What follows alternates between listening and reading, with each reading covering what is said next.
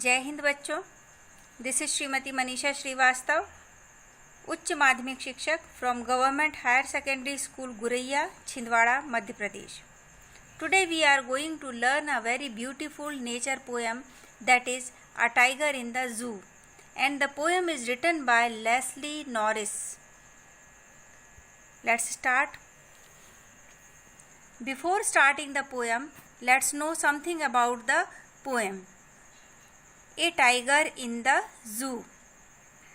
This poem contrasts a tiger in the zoo with the tiger in its natural habitat, that is jungle. यह poem contrast करती है, यानी दो विपरीत चीज़ों को बताती है। विपरीत चीज़ें, टाइगर इन द जू यानी एक चिड़ियाघर में टाइगर का जीवन, with the tiger in its natural habitat यानी जंगल, और एक जंगल में जो कि प्राकृतिक रहवास होता है टाइगर का, उसके जीवन के बारे में कंट्रास्ट यानी दो विभिन्न परिस्थितियों को बताती है। The poem moves from the zoo to the jungle. Poem zoo से आरंभ होती है और जंगल की ओर बढ़ती है। And back again to the zoo, और वापस जू की ओर लौटती है। The poet tries to depict the poor condition of a caged tiger. Poet कोशिश करता है कि वो पिंजड़े में बंद टाइगर की बेचारगी वाली स्थिति को हमारे सामने व्यक्त कर पाए। Through poem the poet tries to convey that wild animals should be allowed to live freely in their natural habitat. Poem के माध्यम से पोएट हमें कन्वे करना चाहता है, बताना चाहता है कि वाइल्ड एनिमल्स यानी जो जंगली जानवर हैं उन्हें भी अलाउ किया जाना चाहिए, उन्हें भी परमिशन दी जानी चाहिए कि वो फ्रीली स्वतंत्र होकर अपने प्राकृतिक वातावरण में रह सकें। Freedom is loved by all living beings, not just human beings. Freedom सभी के द्वारा पसंद की जाती है, सिर्फ मनुष्य के द्वारा ही नहीं बल्कि हर एक जीव जंतु फ्रीडम को, स्वतंत्रता को पसंद करता है। हम अब पोएम आरंभ करते हैं। He stalks in his vivid stripes. The few steps of his cage on pads of velvety quiet in his quiet rake. He stalks in his vivid stripes. The few steps of his cage on pads of velvet quiet in his quiet rake. इस poem में, इस इन lines में, यहाँ पर stocks की meaning होती है STRIDE यानी घूमना, धीरे धीरे चलना, वो भी डरे हुए तरीके से, थ्रेटनिंग वे में मूव करना। In his vivid stripes, vivid यानी ब्राइट एंड क्लियर, स्पष्ट, stripes. The few steps of his cage on pads of velvet quiet. अपने पिंजड़े के अंदर थोड़े से ही कदम उसको मिलते हैं चलने के लिए, जहाँ पर वो धीरे धीरे चलता है, अपनी ब्राइटनेस को, अपनी चमक को दिखाते हुए स्पष्ट। The few step of his cage, cage क्योंकि बहुत छोटा सा रहता है, पिंजरा छोटा सा रहता है, वहाँ पे कुछ ही कदम वह चल पाता है। On pads of velvet quite, जो वो चलता है उसके वेलवेट की तरह यानी मखमल की तरह नरम जो गद्दीदार पैर रहते हैं उनमें वह चलता है। इन हिज क्वाइट रेग, और ये जो उसके चलने का तरीका रहता है वह बहुत ही क्रोध से भरा हुआ रहता है। In these lines the poet is describing a tiger in a cage. The tiger with bright and clear stripes moves inside the cage. Tiger जो रहता है वो पिंजरे के अंदर ही अपनी जो स्पष्ट पट्टियाँ उसके शरीर पे बनी हुई हैं उनको चमकाते हुए, दिखाते हुए मूव कर रहा है। The cage is very small, so the tiger can hardly take a few steps along its length. Cage बहुत छोटा है तो जो टाइगर है वह बहुत ही कम कदम चल पाता है उसकी यानी लंबाई के हिसाब से वह पिंजरा छोटा है। His pads are soft like velvet, so no one can hear the sound of his footsteps. उसके जो पॉज हैं, पंजे हैं, वो उनमें पैडेड है कहना चाहिए, बहुत ही नर्म है। तो नर्म गद्दीदार पैरों से जब वह चलता है तो वो नरम पैर होने के कारण, पंजे तलवे नरम होने के कारण कोई उसके कदमों की आहट सुन नहीं पाता है। फुट स्टेप्स यानी कदम को सुन नहीं पाता है। In spite of being the most powerful creature, he is imprisoned inside a cage. पिंजरे के अंदर एक बहुत ही शक्तिशाली जीव को बंद कर दिया गया है। This situation has made the tiger angry. और इसी सिचुएशन ने in his quiet rage का मतलब होता है इस परिस्थिति ने उसे बहुत गुस्से में ला दिया है कि जंगल का सबसे शक्तिशाली जीव होने के बावजूद उसे पिंजरे में डाल दिया गया है। But he is keeping quiet as he knows that he is helpless in this situation. पर वह क्वाइट है, चुपचाप है, गुस्से को दबाए, क्वाइट रेग यानी अपने रेग को, गुस्से को दबाए हुए है, क्योंकि वो जानता है कि he is quite helpless in that cage. Now come to the next stanza. He should be lurking in shadow, sliding through the long grass, near the water hole where plump deer pass. यहाँ पे poet बता रहे हैं कि कैसा जीवन tiger को जीना चाहिए था।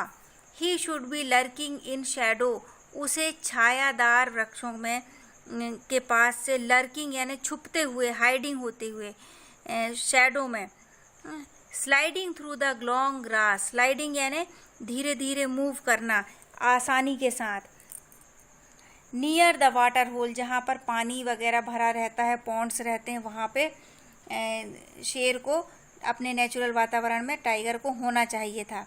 वेयर प्लम्प डियर पास, वो ऐसी जगह है जहाँ पानी पीने मोटे, प्लम्प यानी यहाँ पर मोटे अच्छे फैटी हिरण आते हैं।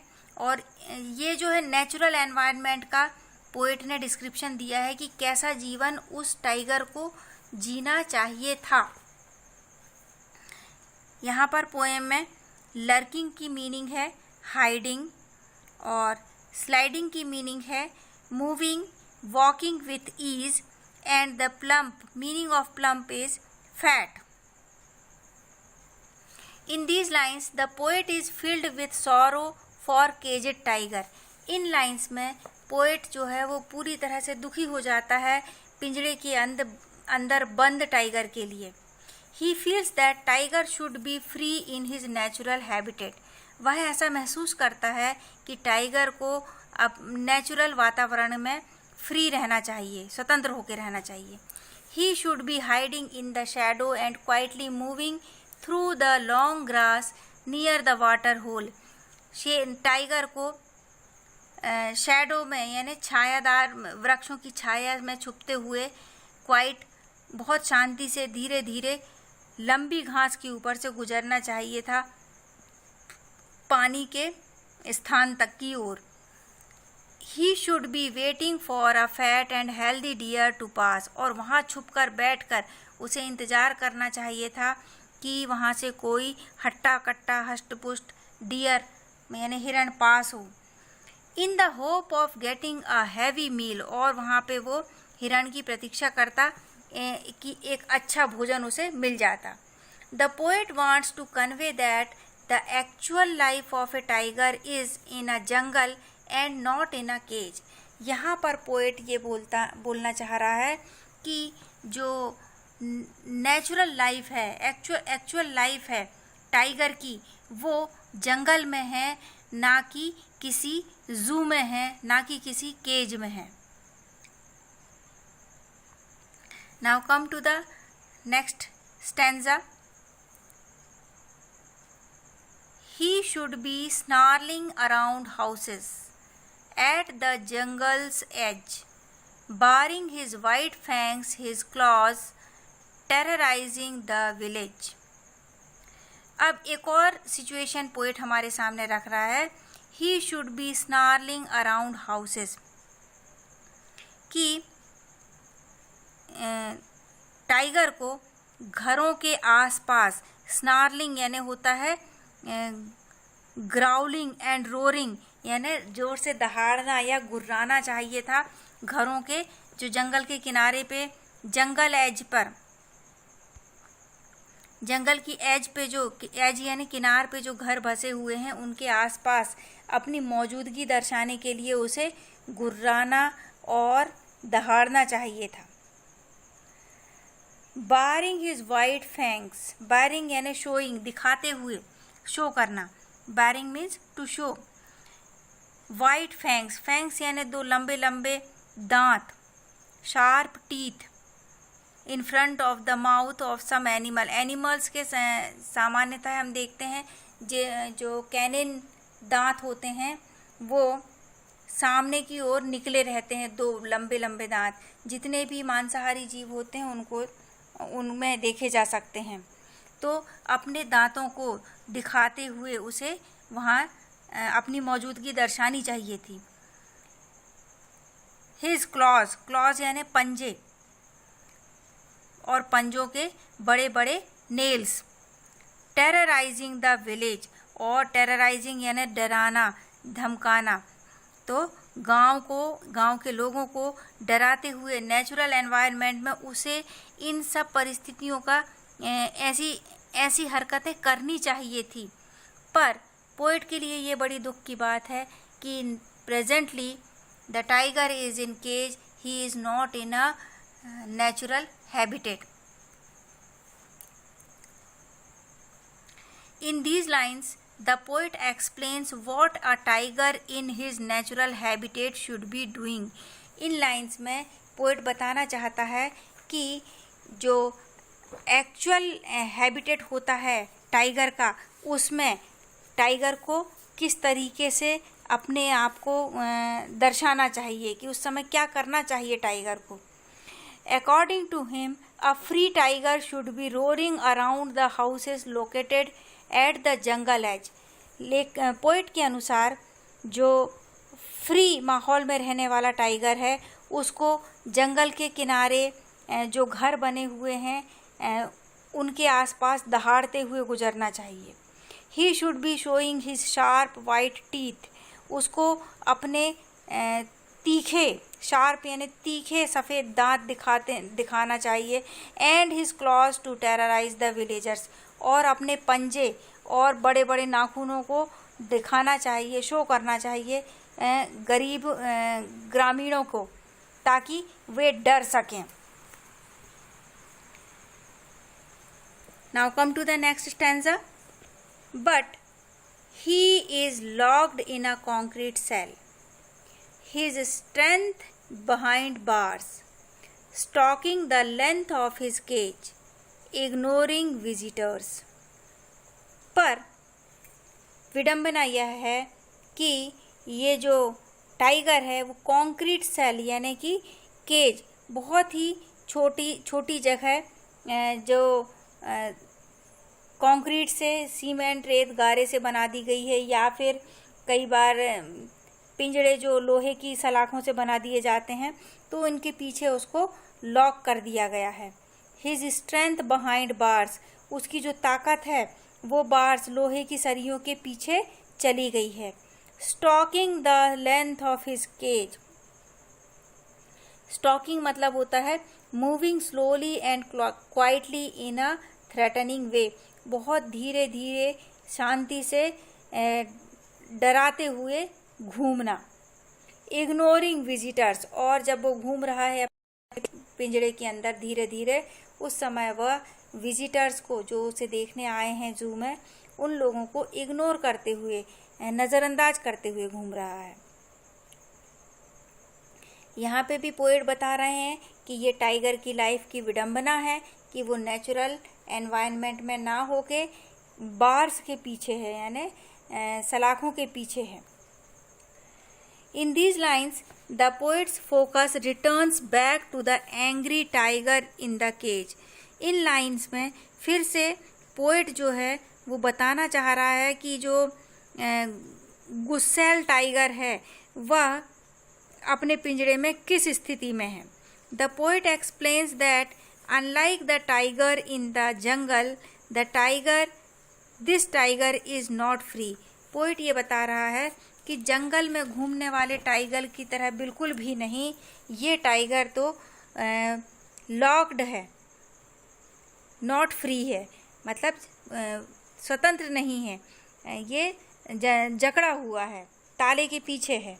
ही is locked in the concrete cell. वह जो पिंजरे वाला टाइगर है वो कॉन्क्रीट की सेल यानी कोठरी में बंद है।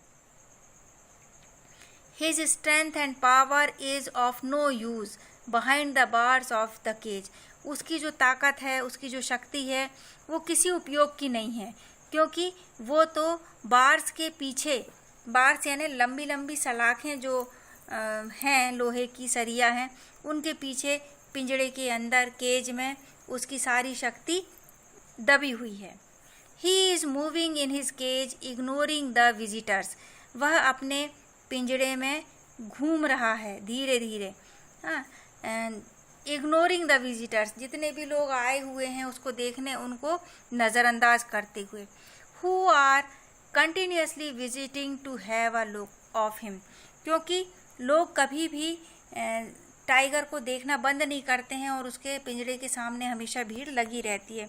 तो टाइगर अपने रेस्ट मोड में भी रहता है तो उसे लोग देखते ही रहते हैं, तो टाइगर को इग्नोर करना पड़ता है विजिटर्स को। Now come to the next passage stanza. He hears the last voice at night, the patrolling cars, and stares with his brilliant eyes at the brilliant star। अब वो रात के समय में, जब वो उसका शिकार का समय रहता है उसका, या फिर अपन कहें दिन भर विजिटर्स के सामने रहते वो थक जाता है, तो शाम को जब उसका रेस्ट मोड रहता है उस समय भी उसको पेट्रोलिंग कार्स की आवाज़ सुनाई पड़ती है। पेट्रोलिंग कार्स यानी होता है एक निश्चित समय पर सुपरवाइजिंग के लिए घूमना कि सब कुछ ठीक है कि नहीं, तो वो जो सुपरविज़न के लिए कार्स चलती हैं वो सायरन बजाते हुए, तो वो आवाज़ भी उनको डिस्टर्ब करती है, क्योंकि जंगल में ऐसी कोई साउंड नहीं रहती है जो उन्हें इस तरीके से डिस्टर्ब कर सके। And stairs with his brilliant eyes at the brilliant stars. और अब टाइगर की मजबूरी ये है कि वो कुछ कर नहीं सकता, तो अपनी आँखों से, उत्सुकता भरी आँखों से कि अब क्या होगा, वो स्टार्स की ओर देखने लगता है। In these lines the poet says that even at night the tiger is disturbed।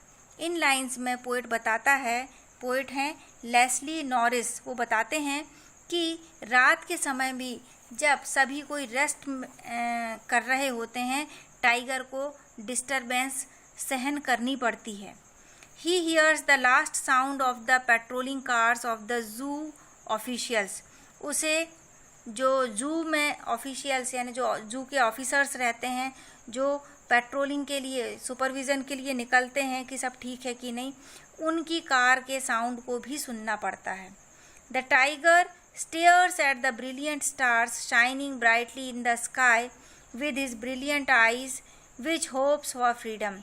यहाँ पर जिस तरीके से स्टार्स आकाश में फ्री होके जगमगा रहे हैं, शाइन दे रहे हैं, वैसे ही उन स्टार्स की स्वतंत्रता को देखते हुए टाइगर भी ब्रिलियंट स्टार्स की ओर देखता है, स्टेयर्स करता है। स्टेयर्स यानी टू सी कंटिन्यूसली, लगातार देखना, कि काश मैं भी इस तरीके से फ्री हो पाऊँ, और उम्मीद करता है कि वह कभी तो फ्रीडम अटेन कर पाएगा। So here the poem we have completed. In this poem we have seen so many poetic devices। poetic devices में देखें हम कि हमें रिपीटिशन ऑफ वर्ड्स देखने को मिले हैं, साउंड। फर्स्ट स्टैंजा में ही हमने देखा था वेलवेट क्वाइट रेग। तो जहाँ पर रिपीटिशन हो रहा है, ब्रिलियंट आइज, जैसे यहाँ पर ही देख रहे हैं, लास्ट स्टैंजा में ही हमको देखने को मिल रहा है brilliant eyes at the brilliant star. तो यहाँ पे रिपीटिशन ऑफ द वर्ड्स है।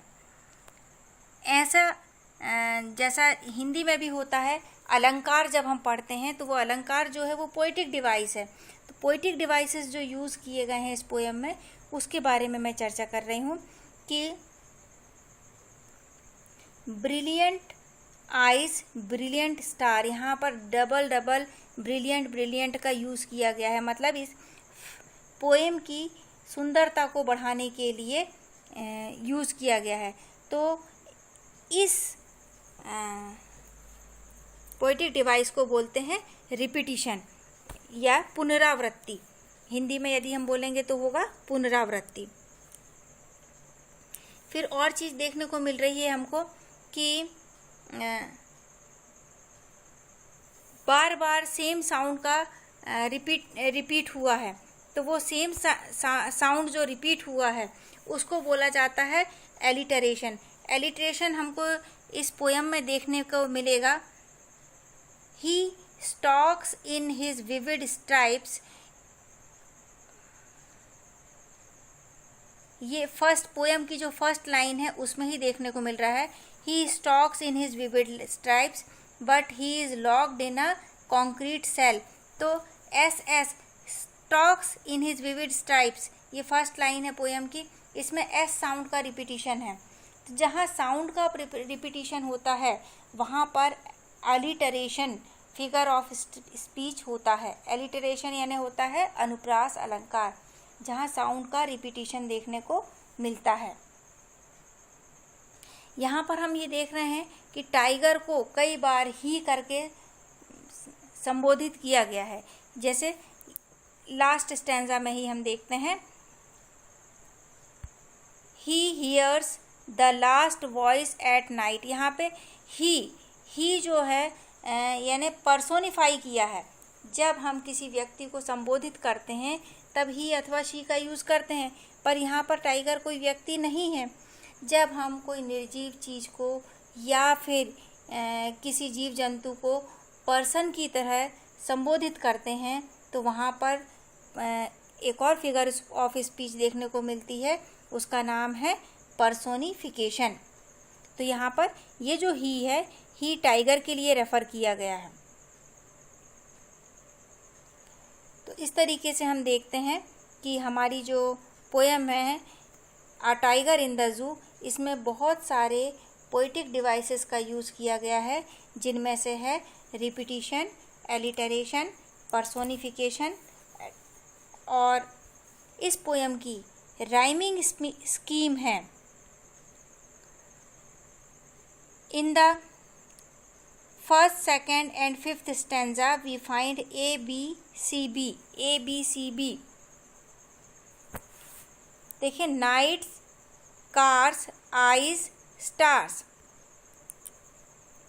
लास्ट के जो वर्ड्स रहते हैं उनको बोलने की स्टाइल को ही हम राइमिंग स्कीम के अंतर्गत लेते हैं। तो राइमिंग स्कीम इसकी जो है ABCB है, फर्स्ट, सेकेंड और फिफ्थ स्टैंजा की, और थर्ड एंड फोर्थ स्टैंजा की राइमिंग स्कीम है ABCD। तो इस तरीके से हमारा ये पोयम जो थी ए टाइगर इन द ज़ू वो कंप्लीट होती है। Thank you, have a great day.